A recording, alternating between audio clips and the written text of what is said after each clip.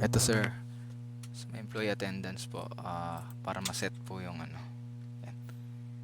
Sa December 1 to December 30 ng 2023 is 2 po ang excessive tardiness and 2 rin po sa excessive absences. Then sa January 1, 2024 to January 30, 2024 is 3 and same 3. So, yan, unahin po natin yung sa December.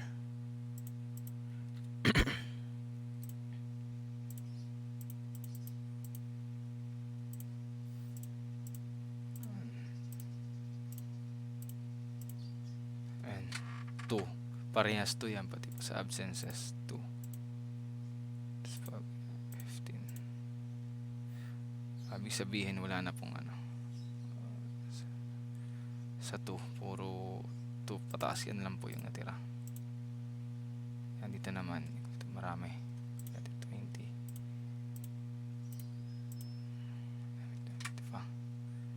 So, 2 tapos sa absences. Wala. Ito lang yung may mga absent. Kaya natin siyang 5. 10. Yan, same sa 2. Tapos yung sa January naman is 3 na siya, same 3 na. At makikita siya dito, 2. Sa same dun sa ano to rin. Sa excessive tardiness, tas ayan. 10.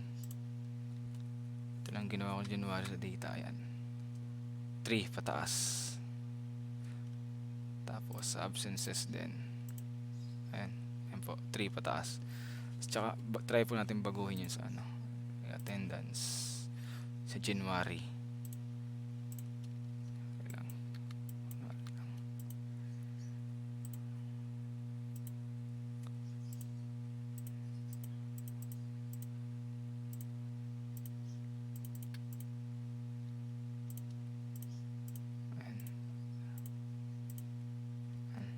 Di ba ginawa po natin siyang 4. Ito lang po yung sakop ng 4. Sa absences same din 4. Ayan. Kanina may 3 kasi 3 equal 3 or more than 3. Ayan po sir.